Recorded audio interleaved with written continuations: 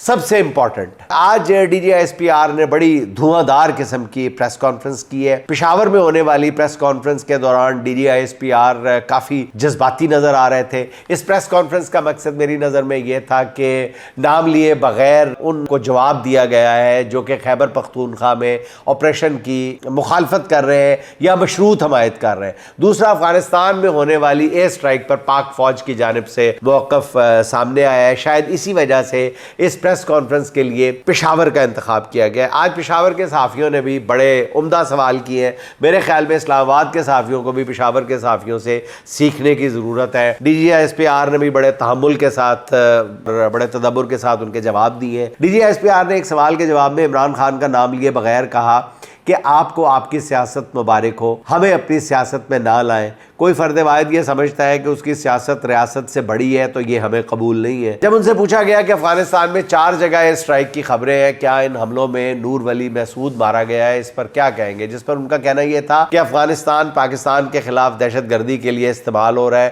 ثبوت موجود ہے، عوام کی جان و مال کے لیے اقدامات کیے جاتے رہیں گے۔ یعنی ترجمان پاک فوج نے ایئر اسٹرائکس کی نہ تردید کی ہے نہ کھل کر اس کی تصدیق کی ہے، اور میرا خیال ہے کہ D G S P R کی سطح کے ذمہ دار کو اسی انداز میں بات کرنی چاہیے تھی۔ جب ان سے سوال کیا گیا کہ افغانستان کے ساتھ بات چیت سے معاملہ حل کیا جا سکتا ہے تو لیفٹیننٹ جنرل احمد شریف چودھری کا کہنا تھا کہ اگر ہر چیز کا حل بات چیت میں موجود ہوتا تو پھر دنیا میں جنگیں کیوں ہوتی۔ ایک موقع پر شہداء کا ذکر کرتے ہوئے D G S P R کی آواز بھرا گئی۔ ایک سوال کے جواب میں انہوں نے کہا کہ یہ جو خیبر پختونخوا میں دہشت گردی ہے، اس کے پیچھے سیاسی اور مجرمانہ گٹھ جوڑ ہے۔ کسی فرد واحد کو یہ اجازت نہیں دی جا سکتی کہ وہ اپنی ذات اور اپنے مفاد کے لیے پاکستان اور خیبر پختونخوا کے غیور اور باعزت عوام کی جان، مال اور عزت کا سودا کرے۔ پھر D G S P R نے یہ بھی بتایا کہ ایک کمپیریٹو اسٹڈی پیش کرتے ہوئے ایک کمپیریزن رکھا قوم کے سامنے کہ 2024 میں 799 دہشت گردوں کو ہلاک کیا گیا، جبکہ 2024 میں 577